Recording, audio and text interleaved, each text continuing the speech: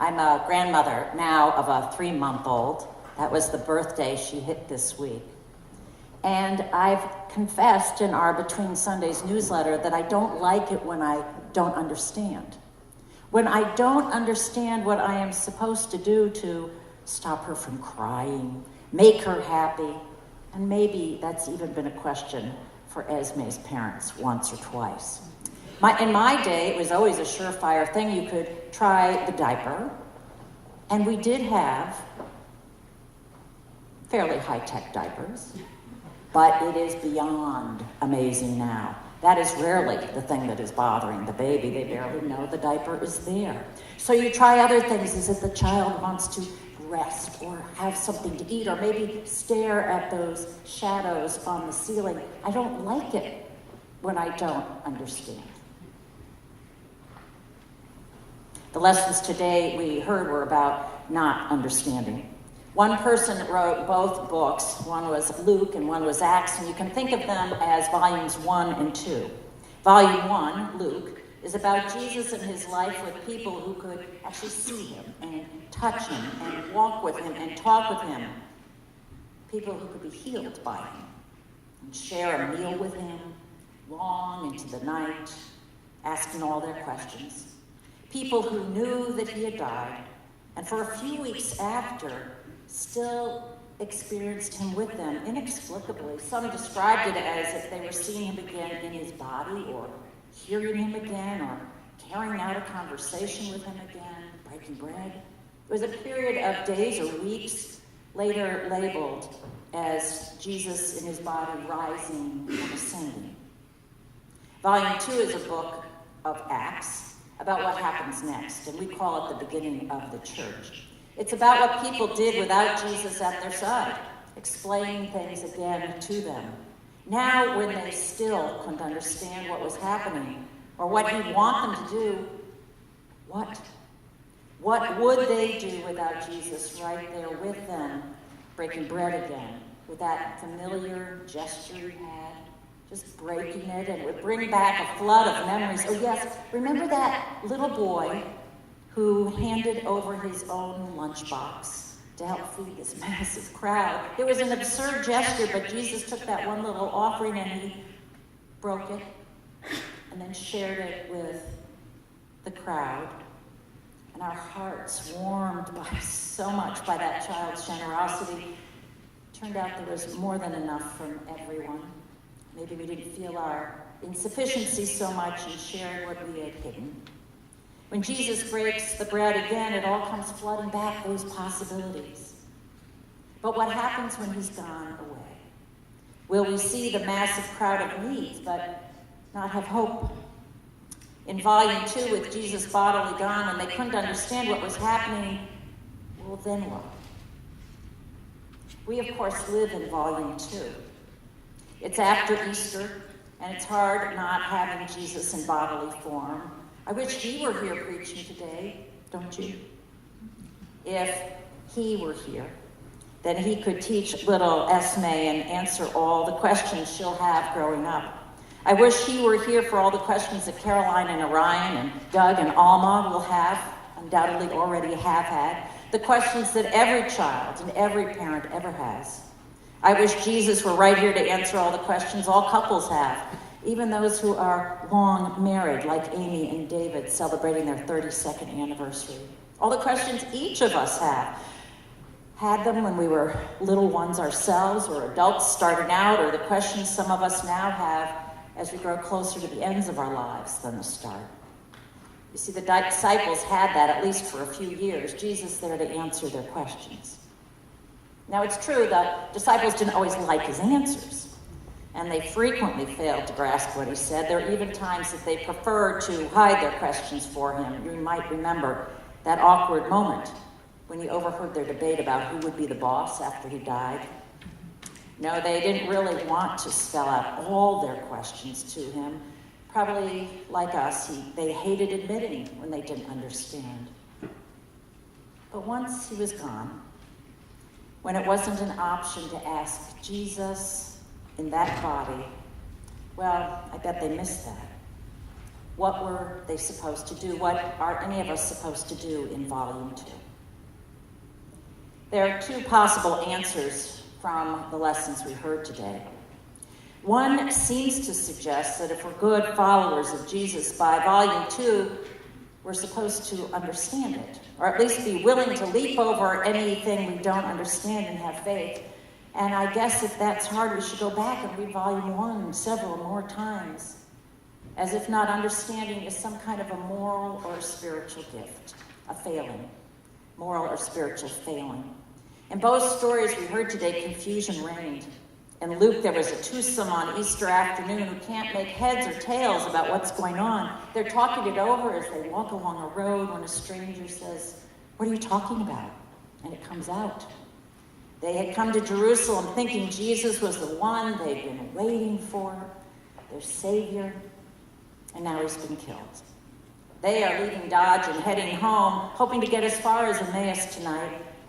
And what really makes no sense at all, they say, is a tale that some of the women told about, and a few of the men confirmed, about Jesus' tomb being empty. Odd things are happening. And everyone wonders what's really going on. By Volume 2, more folks seem to have given up on the whole Jesus idea and moved on, because in the story we heard, a few get very excited when Peter and John heal a man there in the temple. Thank God, something they can see right in front of their eyes again. Maybe Peter and John will be the new leaders if they can follow, and they'll have more staying power than that Jesus. He's past tense, right? And a few others gather around Peter and John, and probably with some skepticism, want to know, was there really a miracle here? And if so, how exactly did it take place? So odd things are happening in both stories. What's real and what's a sham, we all wonder. What do we do when we don't understand? Often the standard church lesson that we're told to draw from both of these stories is that when Jesus is not bodily around anymore and you wonder what to do, first, comb the scriptures. All the answers you need are there. And second, have faith in Jesus. Know in your hearts that Jesus is still with you. Because for the two of them on the road to Emmaus, after they blurt out their confusion, Jesus calls them foolish. Foolish for not understanding. And then he runs through all the Bible scriptures that foretold what would happen. It might feel as if everything gets tied up with a bow. Their hearts feel like they're on fire with renewed faith, and they partake in the rituals, communion, and they can see Jesus again. We could get that impression from Acts 2. Peter again himself goes to the Bible and cites all the old prophets from Abraham on who foreshadowed Jesus. The truth was there in the Bible all along. And Peter calls people ignorant. They let a murderer go and instead kill Jesus, the author of life. If they repent and have faith in Jesus, they will see that it is that faith in the name of Jesus that enabled the miracle. And I think for some of you, that lesson about faith has been the only lesson you ever needed. You have found wisdom in the scriptures and love exploring the Bible. Faith in Jesus has made all the difference in your life, and you trust that God in Christ is with you now. We see the joy in your faces, the peace you feel, whenever you live from the central part of who you are, who you've become. But if you're different, if perhaps you were not born with a naturally trusting personality, if you've never had a conversion experience that brought you what is a gift of faith, if you instead have the gift of a mind that is always intrigued by questions, excited to pursue them until the last rock is overturned, or maybe if your personal life experience taught you to trust no one too readily, to trust no fact until it's proven, well then for you a church doctrine that demands that you make a leap of faith probably rings hollow. Being told to just believe might sound tantamount to ignoring your mind and your reason. You'd have to cut out the heart of who you are. And how could that be of God who made you? For you, and probably most of us here, I think there is a second reading of the very same stories that it's important to hear. The second lesson that also flows from Luke and Acts and says this: when you have questions and doubts, that's okay. You don't have to understand everything right away. Lordy, the disciples did not. And when we can't make sense of the Easter story, when you have very good questions, do this. Keep coming together with other people who are also asking questions. Gather 2 or 3, comb those scriptures, but do it together. Be very honest about the confusing parts. Keep breaking bread together, caring for each other. Because whenever we step out of our own boxes, we always learn so much more about a God who is far more vast than we can imagine. All we're asked to do is to hang in there with others and with our questions, doing our best to be loving.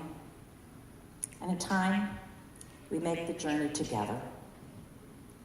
So you see, on the road to Emmaus, when that twosome admits their confusion, our English translations say that Jesus called them foolish. But in the original Greek, Jesus says the twosome had been unmindful.